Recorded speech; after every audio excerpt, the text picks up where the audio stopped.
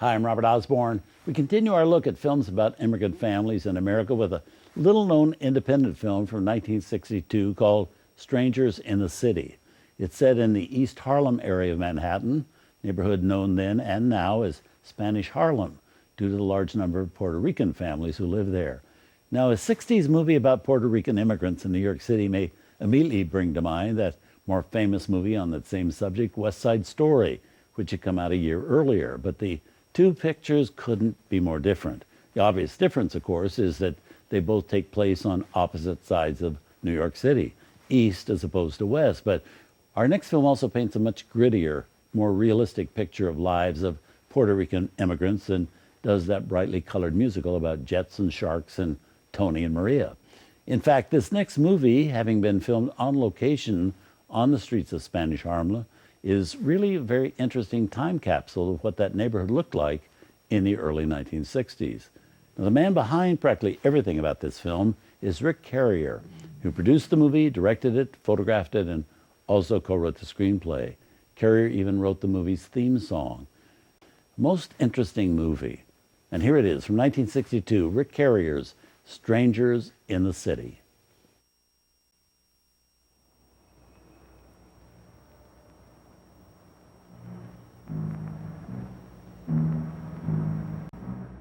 Now, I'd like to tell you about our speaker, U.S. Army Combat Engineer Corporal Frederick Carrier, who will be having breakfast with Mayor de Blasio tomorrow morning before the parade. Rick and his partner, Lynn Ramsey, are longtime members of Chelsea Community Church, which shares this space. 70 years ago, 19-year-old Rick hit Utah Beach in Normandy, France, in the first wave on D-Day. June 6, 1944. Following Normandy, Rick participated on the front lines of 5 major European battles, including the Battle of the Bulge. On his 20th birthday, April 10, 1945, he was sent alone to scout for military supplies abandoned by the Nazis. In doing so, Rick accidentally discovered the Buchenwald concentration death camp. The following day, Rick was with Patton's Third Army when they liberated Buchenwald and brought freedom to thousands of prisoners, including more than 900 orphaned children. After the war, Rick led a colorful life, studying art in Paris, writing a book about skin diving, working for Howard Hughes, becoming a father and grandfather, moving to NYC in the 50s, and much, much more. On Friday, Rick received the medal insignia of Chevalier of the Legion of Honor awarded by the President of France. The Veterans Day Parade on Fifth Avenue in New York City was a noisy affair.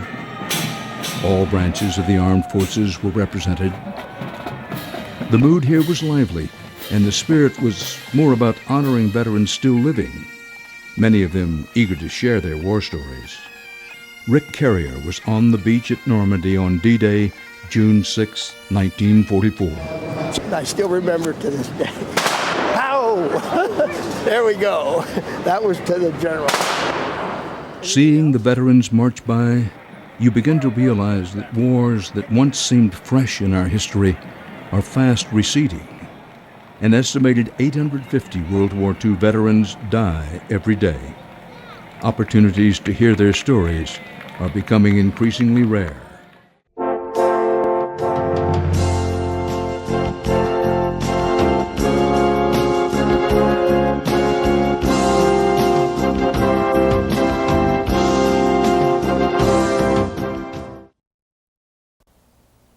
Hi, my name is Rick Carrier, also Frederick Carrier. I'm a writer. I've written 4 books. I wrote the first book on how-to books at that I'm talking about. I wrote the first book on skin diving. And then the second, that was before any books were written about it. And it did very well. Then I wrote a book on hang gliding. That's another one that did very well. Then I wrote a book on flying airplanes that were made out of these little Rotax engines like lawnmower motors called ultralights. That was good. But the one that really paid off was one called Super 8 Filmmaking for Beginners. And in that book, I showed of how to make movies just with your Super 8 camera. And guess what? Guess who read that book? And the people who made the movie Blair Witch Project, one of the guys on it said, yeah, we read that book and we used some of it for getting our ideas to make this movie. Anyhow, the reason I'm on the air right now talking to you is that as I said, I'm a how-to writer, and my experience on D-Day, 1946, has taught me something very, very important in life. And that is, you learn from experience and from things that happen to you that really are big things that happen to you. And now, biggest thing that happened to me on D-Day was meeting General Teddy Roosevelt. He was a commander of the 4th Division, and he went in on the same wave that we did. I was in the first wave, and he was right behind me, coming in with the second wave.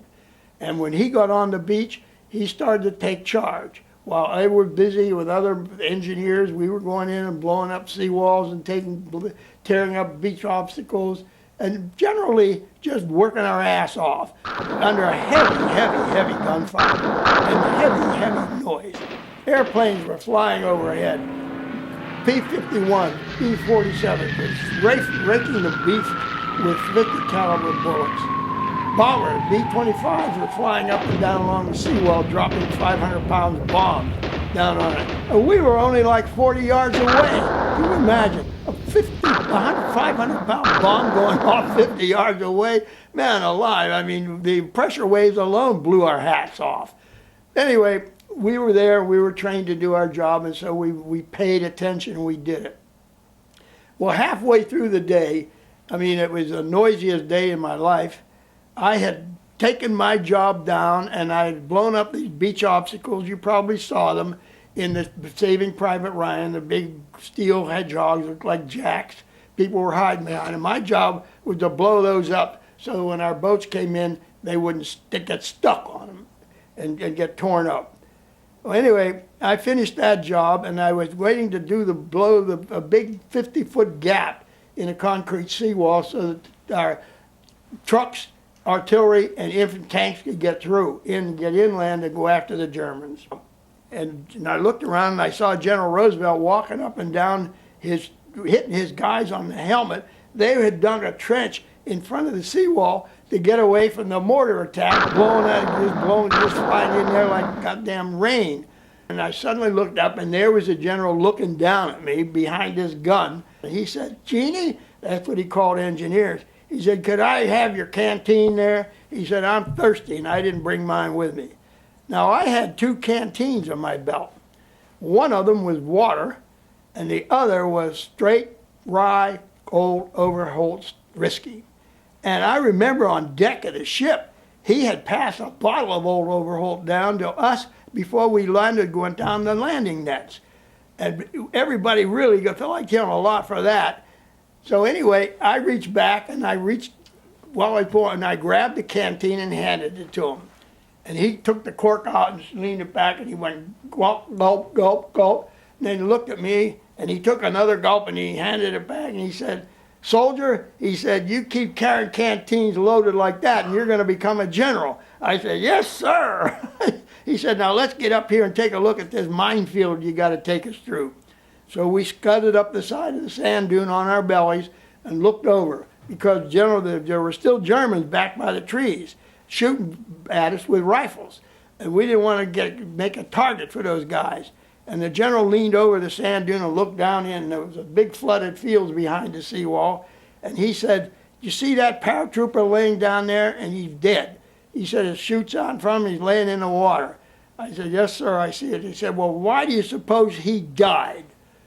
I said, "General," I said, "he died like we are if we were unlucky." He said, No. He said he came in here and he dropped from the sky to get in here to free this country of Nazis who had stolen the life and stolen France from the people. So he came in here like you and I are here to give freedom back to the French because the Germans came in and stole this country from them. And we're right here to give it back to them. You see what I mean, soldier?" I said, "Yes, sir." He said, well, that's the case. So he said, now, what are you going to do about us getting through here? I said, well, you see the minefield in front of us, General? He said, yes. I said, well, you see the one sitting up above the sand where the wind blew the sand away and you see them? He said, yes. He said, well, we see a pattern there. We see the pattern of the mines. What we're going to do is mark those mines with white ones for anti-tank mines and yellow ones on the end of a long rod, the yellow with tags on it so that you'll know that's an anti-personnel mine. So we're not going to try to disarm them because that would take too long. You'll be able to walk through them, you'll follow us, and then you'll be able to have your troops walk right straight through it. All in the guy, and all they got to do is step aside between those signals there, the white or the yellow. And that's it, General. So he says, okay, let's get the boys up here and take my guys through. I said, yes, sir. So anyway, that was the end of that moment. I mean, but there were a lot more happened that day, and I'll tell them to you later. Strangers no more. It was 66 years ago that former Army Corporal Rick Carrier literally blew open the gates of Buchenwald concentration camp. Just last month, he got to meet Irving Roth, one of the Jewish prisoners that he helped to liberate. We welcome you back to Up Close. Irving Roth lived in a concentration camp, 2 of them during World War II, never sure if freedom would arrive, but it did. On April 10th of 1945, U.S. Army Corporal Rick Carrier discovered the Buchenwald concentration camp, and a day later, that camp was liberated. Irving Roth, just 14 at the time, Corporal Carrier was 20, and only recently, the two met for the very first time. Rick Carrier now joins us along with Holocaust survivor Irving Roth. You two feel a real connection now, don't you? Couldn't Absolutely. be better. Yeah. Without a question. Yeah. Was it special meeting up with Irving? It certainly was. Drew a tear in my eyes. It still Tears in your eyes. chokes me. Because the thing that's strange about it is that at that time, I became a man. I turned 20, so no longer a teenager. I'm 20 now. And this is the time that I saw in front of me, the first time in my life, what Germany was doing. Believe me, I threw up. The 10th of my birthday, I cut a hole in the fence and let some of the prisoners out because they were trying to get underneath to get free. Right, but it was a surprise to you to come upon a concentration camp. That's right. Well, I was looking for a supply dump, and the Buchenwald was the biggest supply dump we'd ever seen. You know that, as Rick says, he cut the fence on April 10th. Had you heard, were rumors now starting to fly through the camp on April 10th that somebody's cut the fence, somebody's come in, we may be able to leave? What was happening on the 10th? But we knew something is happening. So you knew there was something Yes, in the air. without and a you, question. Rick, had already gone back and reported that you had found something. No, I went by Jeep and radioed it back. So my commander radioed at headquarters, Patton's office, and then Eisenhower's group. And we got instructions to stay in that camp as engineers and take charge of it as soon as it was liberated. 3:30 on April 11th, 1945. Right. What was that moment like for you when you saw soldiers, Rick and the others coming in? Into our building. We were in something called a Kleinlager, a small camp, all the kids. And suddenly 2 American soldiers walked in. When I explain it, the best way I can say, most of us don't know what the Messiah looks like. I do. I saw 2 of them. One was black and one was white. They walked in, and the thing I remember so clearly, they looked at us because now here 14, 15, 16-year-olds weighing 70 and 75 pounds, skeletons shuffling along. They had tears in their eyes. They had tears in their eyes. Battle-hardened soldiers looking at the scene. We've got a couple of pictures that I want to show as well, because you didn't realize that at this point, clearly that one of the people at that camp was someone who would go on to win the Nobel Prize. Elie Wiesel. Elie Wiesel And he's was in there. one of the lineup to guys. He is in one of the pictures that we have. You can see he's wearing a You can hat. see him right there in that photo. Yeah, he's up back in the corner. And he was at Buchenwald. He was in Buchenwald, in the same building, basically, as I did, called Block 66. Block means building, Block 66. So we were hundreds of young people. He was the older ones. He was 15, He I was think, at the 15. time. Yeah. So he was one of the older ones. If I tell you. And I think, Irving, we have a picture of you as well, where we can show There you are, in that group there, right in the center there. Right. 14 years old at the time. Big smile on your face, because this is the day of the liberation. This is the 11th.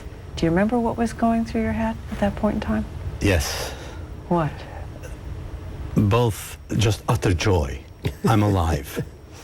But within a matter of a day or two, I suddenly realized that I'm alone.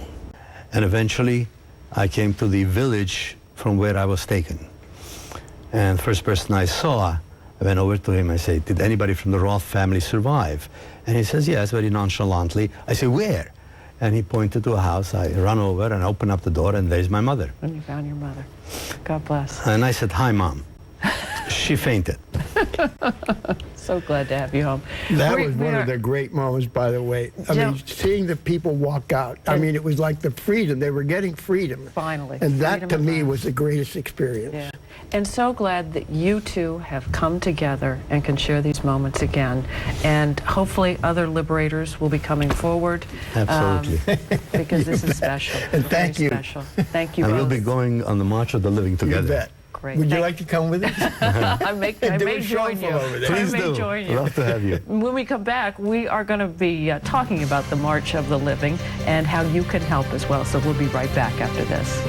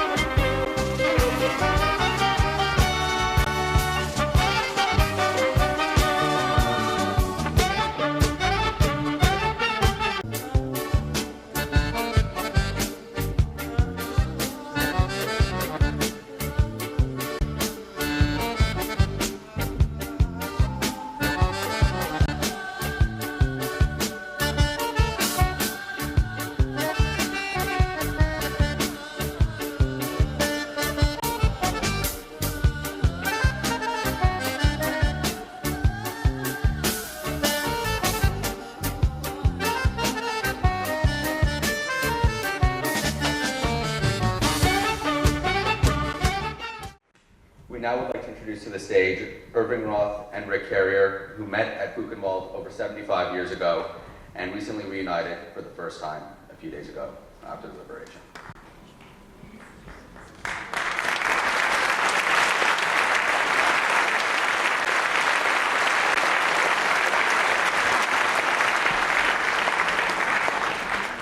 And 3 o'clock in the afternoon on April 11th, Rick Carrier and his comrades came to Buchenwald. I was free. It was April 11th, 1945. Rick, I thank you.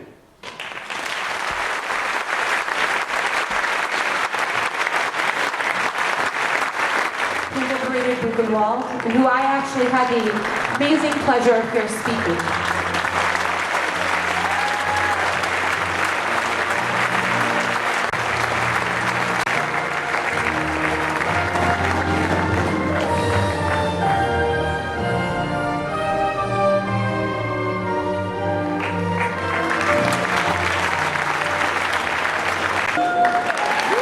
I wish you all a very good night.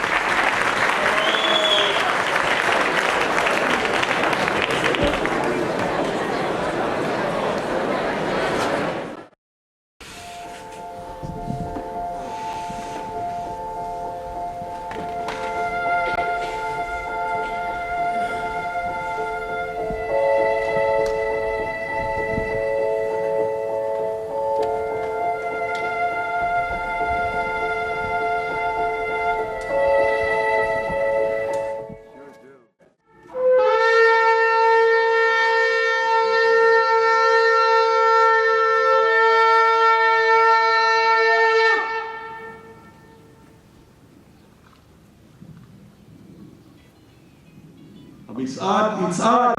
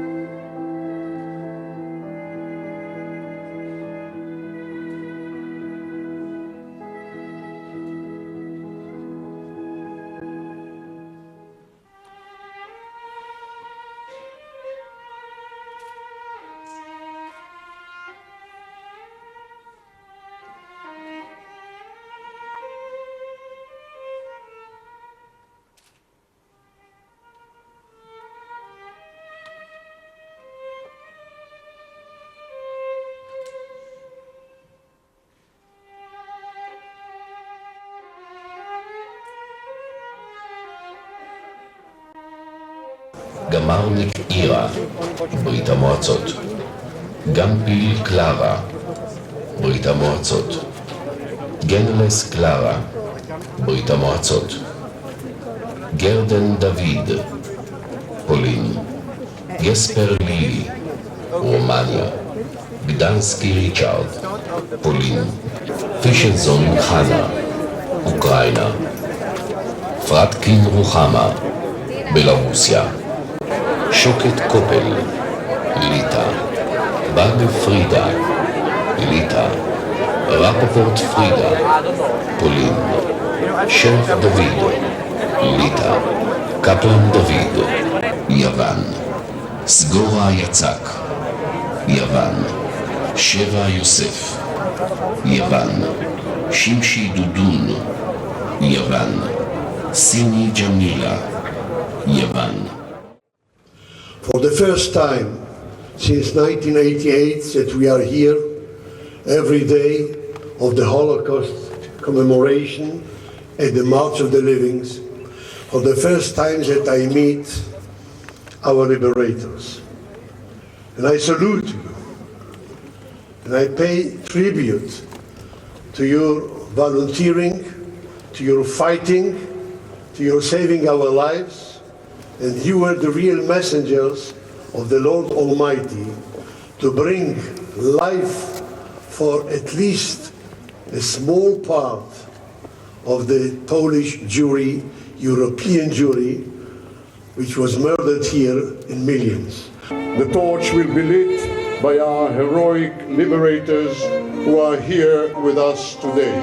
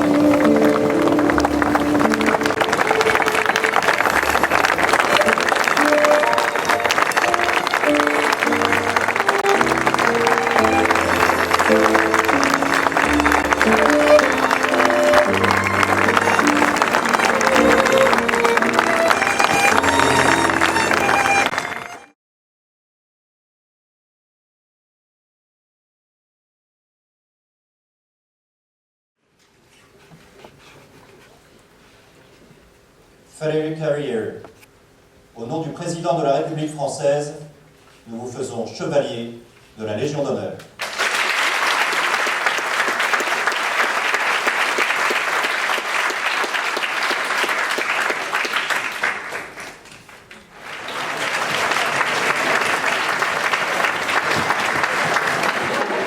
You were looking at him. Look over here.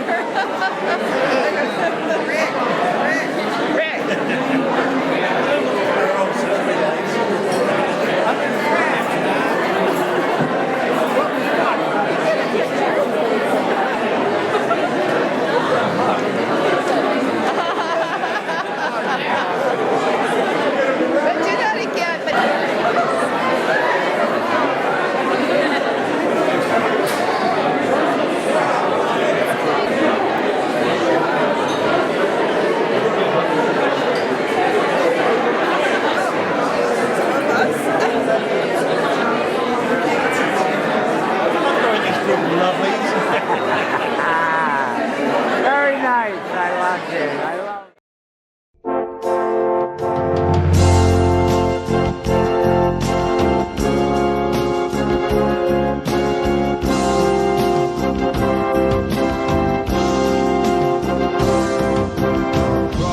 Across the American sky, with and with the wind, the eagle flies forever and ever.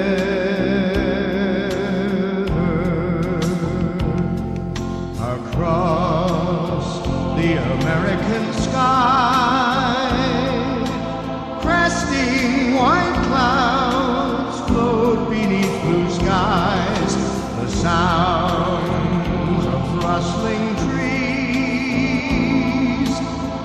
echo, echo across the wilderness.